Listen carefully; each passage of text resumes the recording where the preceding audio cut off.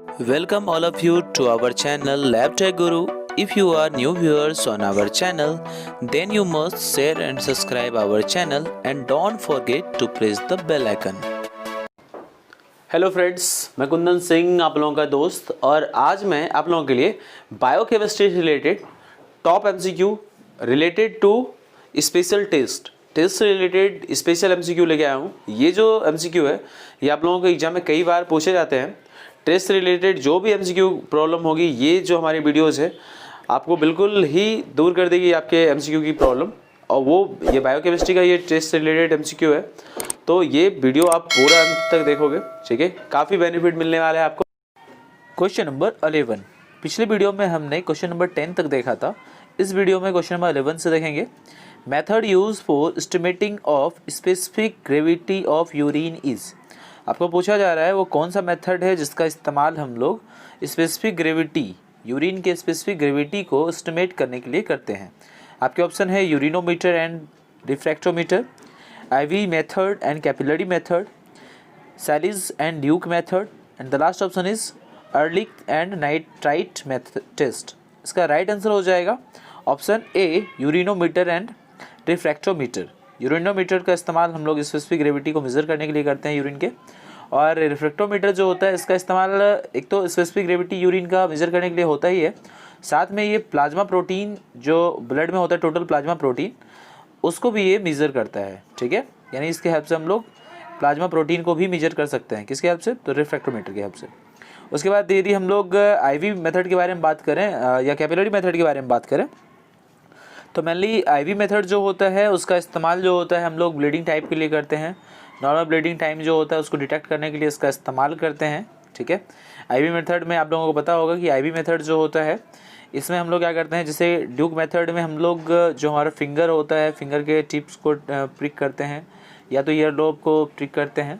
तो वहाँ पे क्या होगा कि इस जगह पे हम लोग क्या करेंगे, जो 4 आर्म का बॉलर पोर्शन होगा उस जगह पे हम लोग डीप इंसिजन लगाएंगे, ठीक है, 1 mm डीप इंसिजन, और वहाँ से हम लोग चेक करेंगे वो कितने देर में हमारा जो ब्लड है ब्लीडिंग आना बंद होता है, तो इसी चेक करते हैं। इसका नॉर्मली जो हमारा IV मेथड का जो मेज़रमेंट आता है वो 2 to 7 मिनट्स आता है। यदि इसके बीच है तो वो नॉर्मल है।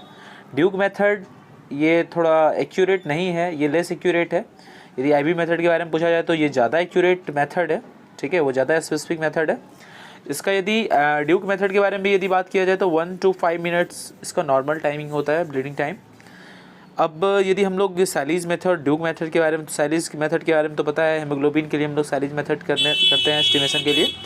और अर्लिक जो मेथड होता है, अर्लिक टेजेंट, इसका इस्तेमाल हम लोग करते हैं यूरोब्लिनोजन को डिटेक्ट करने के लिए यूरिन में, इसका इस्तेमाल करते हैं अर्लिक मेथड का।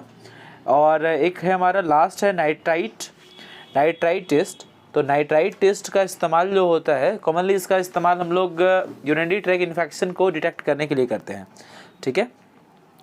जैसे कि यूरिनरी ट्रैक्ट इन्फेक्शन जो होता है वो मेनली इकोलाई की वजह से होता है, UTI ग्राम नेगेटिव और ये ऑर्गेनिज्म है उसके वजह से होता है। तो इसके लिए हम लोग नाइट्राइट टेस्ट करते हैं। यदि पॉजिटिव नाइट्राइट टेस्ट है तो ये इंडिकेट करता है कि ये ग्राम नेगेटिव ऑर्गेनिज्म के द्वारा ये हमारा UTI हो रहा है, ठीक है। चलिए अब नेक्स्ट क्वेश्चन देख लेते हैं।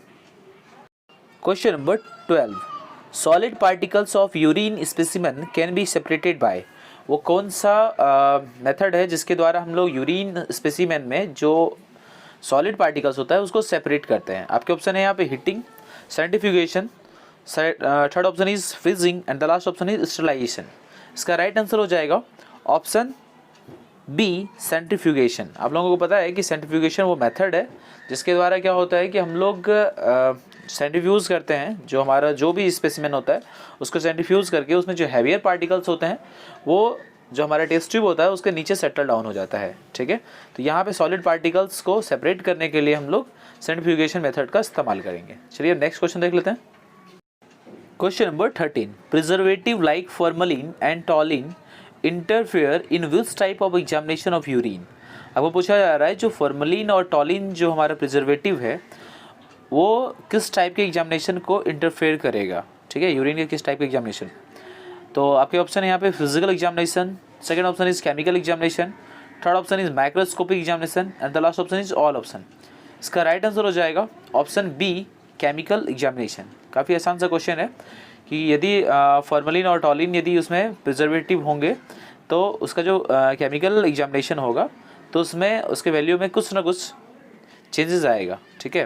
किसकी वजह से? तो फॉर्मलिन और टॉलिन की वजह से। और फिजिकल अपीयरेंस में कोई ज़्यादा चेंजेस नज़र नहीं आएगा, कोई चेंजेस ही नज़र नहीं आएगा। तो केमिकल एग्जामिनेशन इसका राइट आंसर हो जाएगा। Question number 14, Gerhardt's test is specific test for estimation of which type of ketone bodies. आपको पूछा जा रहा है जो ग्रीहार्ड्स टेस्ट होता है वो स्पेसिफिक टेस्ट है किस टाइप के कीटोन बॉडीज़ के एस्टिमेशन के लिए। आपके ऑप्शन है acetone, beta hydroxy butyric acid, third option is aceto acetic acid and last option is all option. इसका राइट आंसर हो जाएगा ऑप्शन डी ऑल ऑप्शन। अब सबसे पहले हम लोग ग्रीहार्ड रिएक्शन जो टेस्ट है इसको समझ लेते हैं। तो ये एक स्पेसिफिक टेस्ट है जिसका इस्तेमाल किया जाता है qualitative detection of ketone bodies. जो यूरिन में जो कीटोन बॉडीज़ होते हैं उसके क्वालिटेटिव डिटेक्शन के लिए करते हैं। तो यहाँ पे जब कीटोसिस होता है एक ऐसा कंडीशन जिसमें कि एसीटोन, एसीटो एसिटिक एसिड और बीटा हाइड्रोक्सी ब्यूटरिक एसिड ये सारे चीज़ यूरिन में प्रेजेंट होते हैं। किस कंडीशन में? तो कीटोसिस के कंडीशन में, ठीक है। तो आपको याद रखना है इस टेस्ट से हम लोग इन तीनों को हम लोग डिटेक्ट कर लेते हैं, ठीक है। और यदि आपको ये पूछा जाता है कि ये सिंथेसाइज कहाँ होता है तो लीवर में सिंथेसाइज होता है। ये होता कब है? तो जब कभी स्टारवेशन की समस्या होती है या अनकंट्रोल्ड डायबिटीज़ होता है तो उस कंडीशन में आपको ये सारे चीज़ मौजूद होंगे यूरिन में। Acetone, aceto acetic acid, beta hydroxy butyric acid, ठीक है। चलिए अब नेक्स्ट क्वेश्चन देख लेते हैं। Question number 15, which test is use for estimation of bilirubin in urine. Urine में बिलिरुबिन को एस्टिमेट करने के लिए हम लोग कौन से टेस्ट करते हैं? आपके ऑप्शन है यहाँ पे Gerhardt test, Rothera's test, third option is Fouchet's test and the last option is all option. इसका राइट आंसर हो जाएगा ऑप्शन सी फ्यूचर्स टेस्ट। ये जो फ्यूचर्स टेस्ट है तो इसको हम लोग फ्यूचर्स टेस्ट को हम लोग करते हैं बिलिरुबिन को डिटेक्ट करने के लिए, एस्टिमेट करने के लिए, किसमें? यूरिन में, ठीक है। और ग्रीहार्ड टेस्ट के बारे में तो मैंने भी बता दिया। और रोथराज टेस्ट का भी इस्तेमाल जो होता है हम लोग कीटोन बॉडीज़ के एस्टिमेशन के लिए ही करते हैं, ठीक है। तो इसका राइट आंसर क्या है? Option C Fouchet's test. चलिए अब नेक्स्ट क्वेश्चन देख लेते हैं। Question number 16, which method is use for quantitative assay of total protein in serous fluid. आपको पूछा जा रहा है कि सीरस फ्लूइड में टोटल प्रोटीन को एस्टिमेट करने के लिए हम लोग किस मेथड का इस्तेमाल करेंगे। आपके ऑप्शन है reagent strip method, second option is Pandy test, third option is biuret method and the last option is both first and second. इसका राइट आंसर हो जाएगा ऑप्शन थर्ड बायोरेट मेथड, यानी ऑप्शन सी इसका right answer है, ठीक है। अब यदि हम लोग बारी बारी से देख लेते हैं रिएजेंट स्ट्रिप मेथड के बारे में, तो ये रिएजेंट स्ट्रिप मेथड जो है एक न्यूली डेवलप्ड मेथड है, ठीक है, जिसका इस्तेमाल किया जाता है स्पेसिफिक ग्रेविटी, जो यूरिनरी स्पेसिफिक ग्रेविटी होता है उसको डिस्क्राइब करने के लिए इसका इस्तेमाल किया जाता है, ठीक है। रिएजेंट स्ट्रिप के अंदर कौन सा कंटेंट्स होता है? एक रिएजेंट कंटेंट्स होता है, वो है हमारा पॉली इलेक्ट्रोलाइटिक, ठीक है।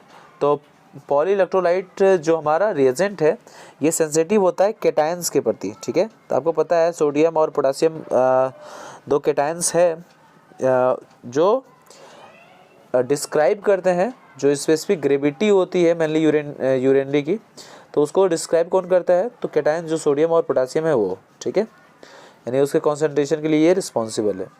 अब यदि हम पांडी टेस्ट के बारे में बात कर लेते हैं तो पांडी टेस्ट का इस्तेमाल किया जाता है CSF में। जो CSF में ये पांडी टेस्ट जो होता है प्रोटीन के लेवल को चेक करता है। यदि CSF में एलिवेटेड लेवल होता है तो ये बताएगा पांडी टेस्ट, ठीक है। तो ये आपको याद रखना है सेरेब्रो स्पाइनल फ्लूइड में जो प्रोटीन लेवल होता है उसके एस्टिमेशन के लिए हम लोग पांडी टेस्ट करते हैं। और उसका नॉर्मल रेंज कितना होता है? तो 0.20 to 0.45, ठीक है, CSF का। अब यदि हम लोग बात कर लेते हैं CSF प्रोटीन का, ये मैंने बताया रेंज। और यदि बायोरेट मेथड के बारे में यदि हम बात कर लेते हैं तो बायोरेट मेथड का इस्तेमाल तो हमने अभी पढ़ ही लिया कि बायोरेट मेथड का इस्तेमाल टोटल प्रोटीन जो सीरस फ्लूइड होता है उसमें से पता करने के लिए करते हैं। तो सीरस फ्लूइड एक आता है, तो सीरस फ्लूइड के बारे में भी आप समझ लेते हैं। तो सीरस फ्लूइड क्या होता है? एक फ्लूइड है जो कि पेल येलो कलर या क्लियर फ्लूइड होता है, वाटरली फ्लूइड होता है। ये पाया जाता है हमारे बॉडी में जो ऑर्गेन्स और मेम्ब्रेन्स के बीच में जो स्पेस होता है उसमें ये फ्लूइड पाया जाता है, ठीक है। और इसका लेवल एलिवेटेड कब होता है, तो सिरोसिस और हार्ट फेल्योर में इसका लेवल एलिवेटेड हो जाता है। चलिए अब नेक्स्ट क्वेश्चन देख लेते हैं। Question number 17, which test is done to check the viscosity of synovial fluid.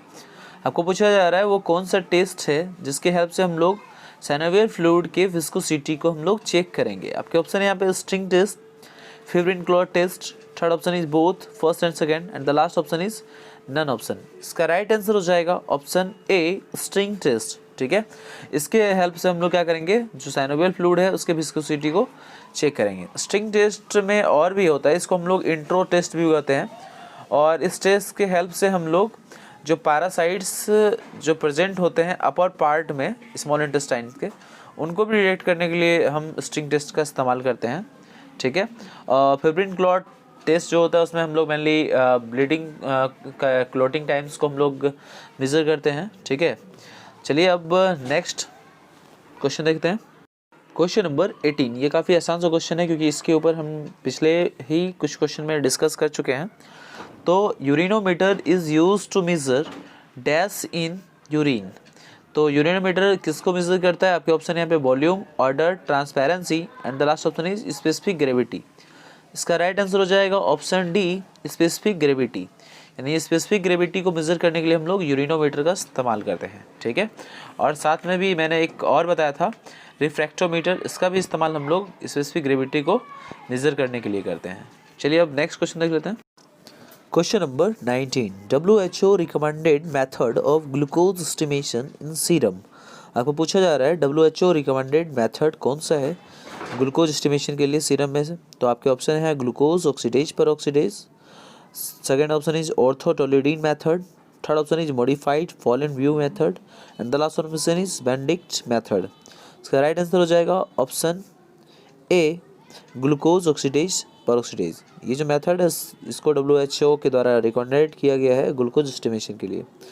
बाद में जो हमारा मेथड है ऑर्थोटोलिडीन मेथड, तो ऑर्थोटोलिडीन मेथड में क्या होता है कि इसमें हम लोग ग्लेशियल एसिटिक एसिड का इस्तेमाल करते हैं ग्लूकोज को, जो बायोलॉजिकल मटेरियल जो होता है उसमें जो ग्लूकोज होता है प्रेजेंट, तो उसको डिटरमाइन करने के लिए इसका इस्तेमाल करते हैं। सबसे पहले यहाँ पे क्या होता है, सबसे पहले डीप्रोटोनाइज किया जाता है, जो भी बायोलॉजिकल मटेरियल होगा उसको डीप्रोटोनाइज किया जाएगा, किससे, तो ट्राइक्लोरो एसिटिक एसिड्स के साथ। उसके बाद हम उसका डिटेक्शन करेंगे, ठीक है, किसका, तो ग्लूकोज का, ठीक है।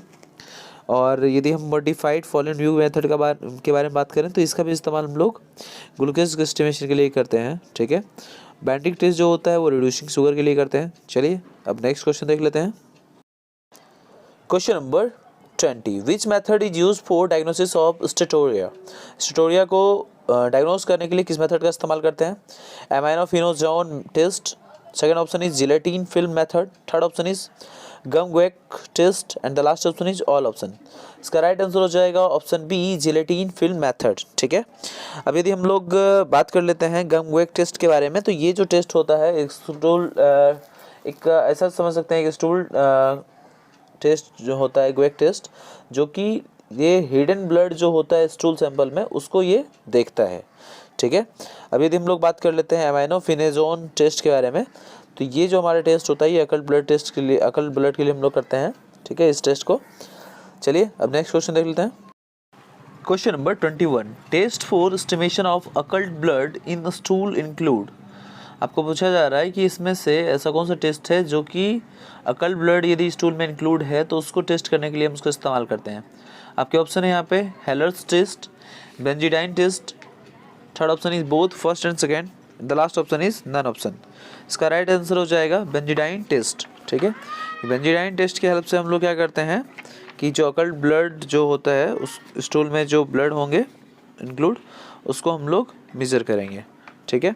अब यदि हम लोग बात कर लेते हैं जो हमारा हेलर्स टेस्ट है, तो हेलर्स टेस्ट जो हमारा होता है इसका इस्तेमाल किया जाता है प्रोटीन के, जो यूरिन में जो प्रोटीन प्रेजेंट होते हैं उसको एस्टिमेट करने के लिए। जैसे कि एल्ब्यूमिन प्रोटीन होता है तो उसके एस्टिमेशन के लिए हम लोग हेलर्स टेस्ट करते हैं, ठीक है।